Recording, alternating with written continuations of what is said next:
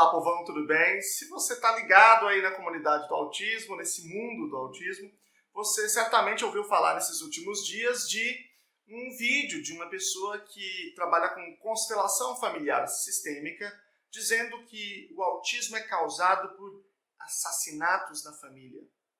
Bom, a gente fica muito indignado e discute muito, mas eu acho que a gente às vezes esquece de discutir o importante. O que é essa tal dessa constelação familiar? O que normalmente se interpreta sobre o autismo? É um caso específico dessa pessoa que falou ou é uma coisa generalizada dentro dessa abordagem? Né? E eu vou explicar tudo isso para vocês aqui, quais são os problemas, quais são os perigos, quais são, enfim, as implicações sobre esse modo de olhar para o fenômeno do autismo e, na verdade, outros fenômenos também. E não é só constelação familiar, tem outras coisas também. Então fica aí para a gente conversar.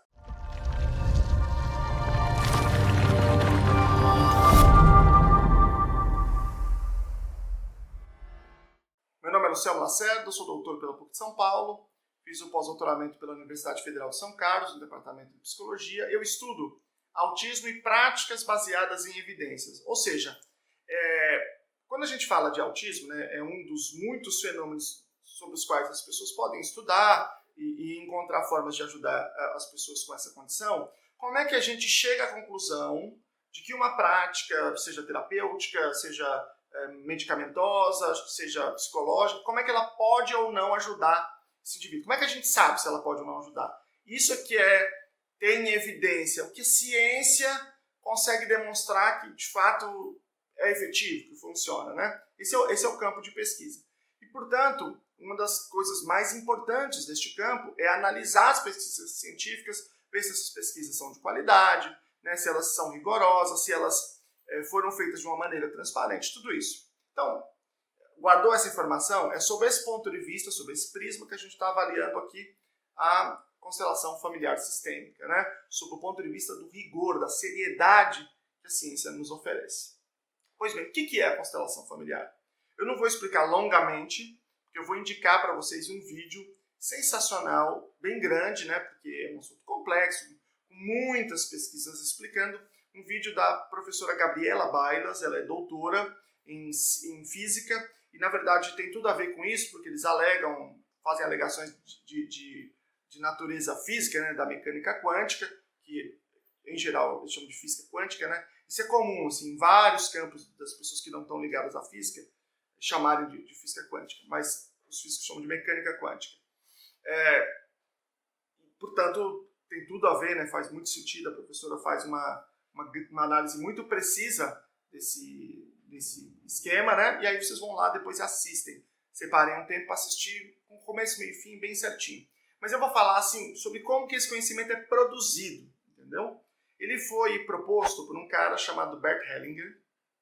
Ele era um alemão e tem toda uma discussão que ela faz lá sobre a história dele. Ele era um nazista e tal, etc e tal, enfim. E ele foi para a África do Sul, depois voltou para a Europa, estudou algumas coisas lá e tal. Bom, e aí, qual que é a tese fundamental? O que ele diz? Olha, eu entendo, ele, né? Não eu. Eu entendo que quando você tem uma pessoa com uma condição qualquer, psicológica ou de qualquer outra natureza, psiquiátrica ou de saúde, ela, na verdade, ela está relacionada, essa condição dela, com a família. É uma questão sistêmica. Então, aquele indivíduo que apresenta uma certa condição, ele é o portador da doença da família. Estou usando essa expressão, que foi a expressão que eu encontrei, inclusive, consteladores, né, utilizando. Ele é o portador da doença da família. E aí eu olho para aquele indivíduo e eu olho para a família e isso tem uma relação com o conjunto de relações estabelecidos ali. Não só entre os familiares agora, que participam dessa família agora, mas aqueles que estão na história dessa família, ainda que tenha sido gerações atrás e que esse indivíduo particular ou todos os indivíduos que estão nesse contexto presente não tenham tido qualquer contato com eles. E aí vem a questão da mecânica quântica. Existe um fenômeno da mecânica quântica que a gente chama de emaranhamento de partículas. Quando duas partículas são emaranhadas, mesmo que elas estejam distantes, né, elas têm uma relação, uma afeta a outra. E aí a ideia é que, portanto, isso aí é o seguinte, eles vão incorporando vários tipos de explicações, de apetrechos, para poder justificar certas explicações, né? Então a ideia seria que existem esses emaranhamentos entre esses diversos fenômenos no interior de uma família, mesmo que isso seja separado no tempo. O emaranhamento é um fenômeno físico, que você vai lá e verifica. É um fenômeno científico. A mecânica quântica é ciência de verdade. Só que é uma ciência tão complexa, tão difícil, que as pessoas falam qualquer coisa e chamam de mecânica quântica. Eu lembro, muitos anos atrás, de uma amiga, né, que ela falou, ele estava conversando sobre livro e tal, ela falou, olha, eu gosto muito de livro de física quântica. Nossa, que pessoa inteligente, né? E o que é que você lê? Aí ela começou a falar de um tanto de livro de autoajuda. Eu falei, não, isso aí não é física, né? Não tem nada a ver com física isso daí. É livro de autoajuda. Porque, né, eu não consigo ler um livro de fato de mecânica quântica, um livro técnico, porque entendo um pouco assim por cima, né, mas não sou físico, né, de jeito nenhum, não estou nem perto de ser capaz de compreender esses fenômenos, digamos assim, de uma maneira mais complexa, mas entendo de modo geral. E sabia que aquilo ali que ela estava falando não tinha nada a ver. Né? Um livro que falava que a pessoa podia desaparecer aqui e aparecer lá, se ela tivesse a força do pensamento. Uns papos assim.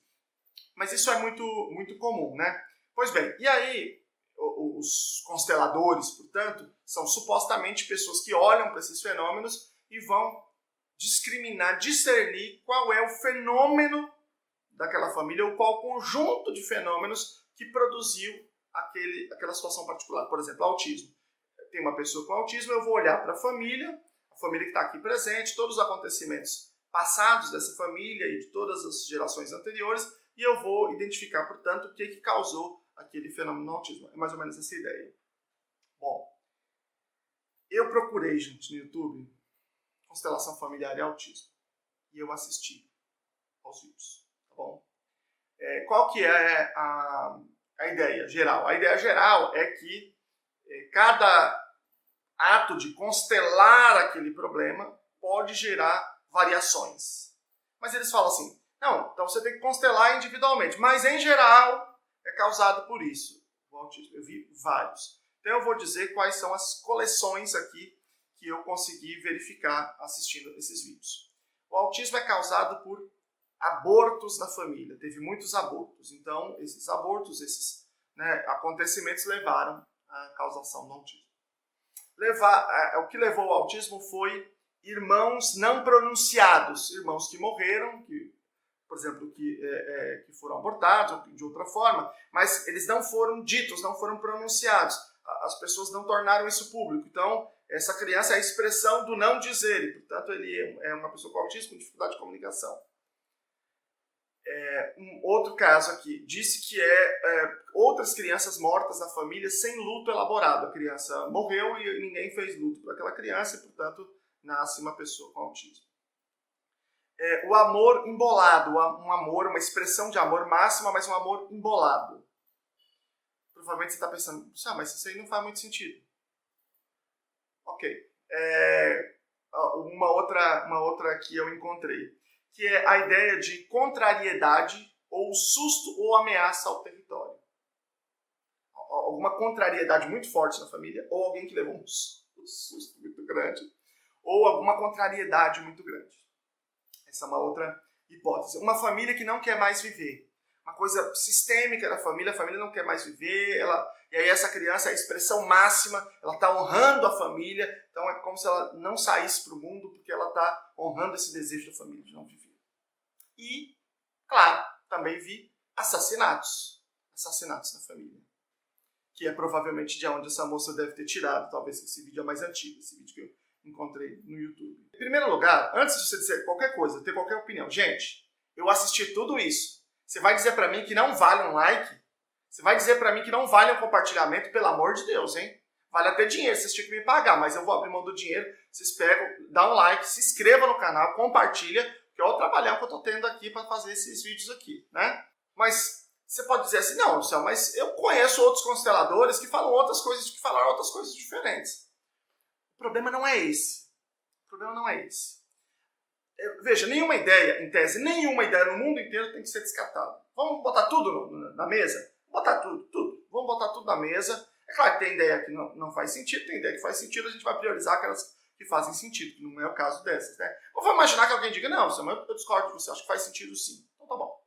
Então como é que a gente faria para submeter essas ideias, a prova, a gente faria assim, ó, a gente pegaria todas as pessoas, ou um grupo enorme, centenas, milhares de pessoas com autismo, a gente faria o levantamento dessas famílias, pegaria outras famílias que não têm autismo, né? A gente pegaria, na verdade, um grupo grande de famílias e faria ali um histórico daquelas famílias, e aí a gente verificaria se há, né, estatisticamente, uma probabilidade maior, um número significativamente maior de assassinatos naquelas famílias que têm pessoas com autismo. Se tem uma probabilidade maior, né, se tem um alto índice, por exemplo, de aborto, né, entre outras pessoas da família. No caso da mãe, você poderia ter outras explicações. Uma mãe pode ter aborto, ela pode ter outras variações genéticas, que pode ser variações genéticas mais difíceis, né? E aí isso ter levado ao aborto, e essas variações genéticas podem ter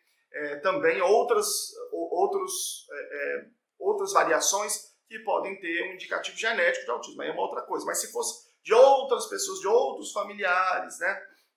Aí talvez você pudesse ter algum tipo de correlação nesse sentido. Se você tivesse uma enorme quantidade de pessoas que tivesse nas gerações anteriores, por exemplo, luto não elaborado. Na verdade, esse fenômeno não existe, né? Não existe essa relação entre uma coisa que é genética para um fenômeno desse tipo, um fenômeno de natureza psicológica, emocional. Então, isso é uma questão já bem resolvida do ponto de vista da ciência básica. Eu não vou explicar aqui, mas só estou querendo dizer o seguinte. Ainda que alguém levasse a sério essa ideia, eu sei que tem gente que leva a sério, estou dizendo alguém da ciência, porque quando você começa a estudar um pouco mais, aí você, entendi, então não faz nem sentido, eu não vou gastar dinheiro, milhões e milhões de reais para poder pesquisar. Mas vamos imaginar que as pessoas levassem, e aí esse seria o tipo de pesquisa que deveria ser feita. Aí legal, né? A pessoa vai lá, publica, tem muitas ideias, muitas pessoas tendo ideias, né? E eu acho que é isso mesmo, tem que submeter tudo à avaliação. O problema desse tipo de forma de produzir conhecimento é que você tem uma pessoa que fala que é, por exemplo, causada por assassinato. E aí você gera um estigma, um preconceito, você gera uma relação que é uma relação extremamente negativa. Esse é o primeiro problema. E o segundo problema é que aí você vai encontrar soluções que são falsas, que não servem para nada. Que vão gastar o tempo e o dinheiro dessa família. E aí, é preciso lembrar que no autismo a gente tem um inimigo, que é o tempo. Nosso maior inimigo é o tempo. Quanto antes a gente fizer as intervenções e a gente conseguir ajudar esse indivíduo a aprender, tanto melhor. Portanto, quanto menos coisas absurdas tiverem no nosso caminho, quanto menos coisas erradas tiverem no nosso caminho, tanto melhor, tanto maior a probabilidade da gente dar tiros certeiros aí, né? E tem uma coisa muito mais grave, é quando isso é feito com dinheiro público. Se eu disser para vocês que a constelação familiar é adotada oficialmente pelo judiciário brasileiro, você acredita que o seu dinheiro está sendo gasto com isso? Isso é levado para a resolução de conflitos familiares no judiciário brasileiro? E eu já sinalizei aqui um pouco da história do Hellinger, né? De um modo geral, isso leva a um encaminhamento, a uma interpretação profundamente misógina, racista, violenta de todos os fenômenos familiares, assim, por exemplo, colocar estupradores junto com vítimas e culpabilizar a vítima, por exemplo, né? Isso é muito comum de acontecer. Isso é uma das coisas mais graves que existe no Brasil. E se eu disser para vocês que tem uma Universidade Federal de Pernambuco que oferece constelação familiar? Universidade Federal, eu disse, hein? Porque quando você ouve universidade, você fala, ciência. Lá é um negócio da ciência, né? Não necessariamente. Vou dar um outro exemplo para vocês, que é outra coisa que as pessoas ficam bravas, né? Porque as pessoas elas têm pseudociência de estimação, né? É a psicanálise. A psicanálise é um absurdo. A psicanálise, gente, é do mesmo nível, é pseudociência do mesmíssimo nível da Terra plana. É ali, ó, a mesma forma de produzir conhecimento, da astrologia. Sabe aquela coisa? Vênus está alinhado com Mercúrio, não sai de azul. É o mesmo tipo de produção de conhecimento. Isso não sou eu que estou dizendo, isso aqui é um consenso no mundo científico, né? Não é unanimidade, eventualmente tem uma outra pessoa que discorde, mas é um consenso bastante claro no mundo da ciência que a psicanálise é uma pseudociência, assim, tal como a astrologia, o antivacinismo, tudo isso, e é tão perigosa quanto. E é tão perigosa. Aí você fala assim, não, mas eu conheço a psicanalista que fala coisas super legais. Sim, mas esse é o lance da pseudociência. Assim como a constelação familiar, você pode dizer isso. Aliás, a nota da Universidade Federal de Pernambuco explicando esse absurdo que eles estão fazendo com dinheiro público num lugar que tivesse um lugar de conhecimento, eles falam, né, que a constelação familiar tem base na psicanálise e em outras bobagens, né? O problema é que quando você tem uma pseudociência, é assim, você fala o que você quiser. O que é pseudociência, gente? É quando você finge que é ciência, você usa termos científicos, você usa expressões, você usa... Você está na academia, fica parecendo que é ciência, que é baseado em ciência, só que não usa o método científico. Não é replicável. Não vou explicar o que é um método científico, mas não é replicável, você não tem dados mensuráveis, não tem nada disso, né? E isso acontece nesses dois casos. E aí você tem tanto um psicanalista gente boa, que chega a conclusões super bacanas, que faz um trabalho super bacana, mas faz por acaso, faz porque é o perfil dele, aquele indivíduo como pessoa. Porque qualquer coisa que você usar meia dúzia de palavras-chave que eles usam, você pode chamar de psicanálise, porque não é replicável. Qualquer coisa que você fizer, você pode chamar, assim como a constelação familiar. Tem até uma pegadinha muito interessante que dois caras fizeram, que eles fizeram um software que gerava texto, só que sem sentido nenhum. Mas ele tinha coerência ortográfica. E eles mandavam para as revistas científicas, né, de pós-modernistas, né, nessa linha aí. E eles publicavam um monte desses textos que não tem sentido nenhum, nem pé nem cabeça, assim. Isso está num livro chamado Imposturas Intelectuais, vale muito a pena ler. E aí ele mostra lá como que é bobajada de um monte de pessoas. Ele desconstrói Lacan, por exemplo, que é uma besteira danada. Eu vou botar para vocês aqui um vídeo, porque sempre que eu falo isso, as pessoas sempre vão dizer, não, mas isso é psicanálise antigamente, hoje é diferente. É a mesma conversa. Vou botar um vídeo para vocês chamado Lemur, a psicanálise à prova de autismo, que mostra entrevista só com o psicanalista. É só eles falando, não tem mais ninguém falando. Daí tem uma psicanalista que fala, não, o autismo é causado pelo seguinte, ou a mãe ela odeia o filho, que é a morte do filho, e aí o filho se isola, ou ela engole o filho, é a mãe crocodilo, ela engole, ela não deixa o filho se constituir como sujeito. Uma perspectiva mais lacaniana, ou é Bettelheimiana ou a lacaniana, que é basicamente as duas que existem, né, que são mais fortes. E é contemporâneo, é eles falando, só eu falando, né, só para não vir com essa conversa. Então, quando você está falando de pseudociência, você fica submetido ao indivíduo, o que ele quiser inventar, ele fala. Porque ele não precisa demonstrar, ele não precisa de prova nenhuma, ele não precisa replicar, ele não precisa de dados estatísticos, não precisa de nada. Então, se eu fosse pegar hoje, fazer um levantamento do dinheiro público gasto em universidades federais sobre autismo no Brasil, eu tenho vontade de fazer esse estudo, mas que dá muito trabalho. Vou pegar depois alguma pessoa para fazer junto. Eu tenho certeza que se gasta muito mais dinheiro com psicanálise para autismo, dinheiro público, tá? Fazer pesquisa, né, do que com ciência. Então eu estou falando que... Gente, vocês têm ideia que as famílias de verdade, estou falando da classe média, quem tem uma intervenção baseada em hábito, estou falando do povo de verdade, da pessoa de verdade. Ela vai na escola e é uma porcaria o processo de inclusão escolar que ela vive. Ela vai no CAPS e é uma porcaria, ela tem só medicação, e olhe lá, ela não tem nada de acesso. E o dinheiro público está sendo jogado fora nesse tipo de coisa. Quando a gente não está oferecendo um mínimo de dignidade às pessoas com autismo no país. Então isso é muito grave. Então, para resumir aqui, para fechar, a constelação familiar ela é uma pseudociência. Mas não adianta a gente pegar e xingar uma fulana. Uma fulana ela é só mais um fruto de um país analfabeto cientificamente. Ela é uma pessoa também analfabeta cientificamente, que viu a oportunidade de ganhar dinheiro falando esses absurdos, porque tem gente que também é analfabeto, analfabeto científico, que está consumindo isso, que está acreditando, e que nós temos, portanto, milhares e milhares de famílias enganadas, tendo uma perspectiva completamente equivocada sobre o que é o autismo, portanto, sobre como que deve ser a intervenção. E, portanto, lá na ponta, no seu campo mais vulnerável, as próprias pessoas com autismo, que não estão recebendo o apoio necessário para o seu máximo desenvolvimento.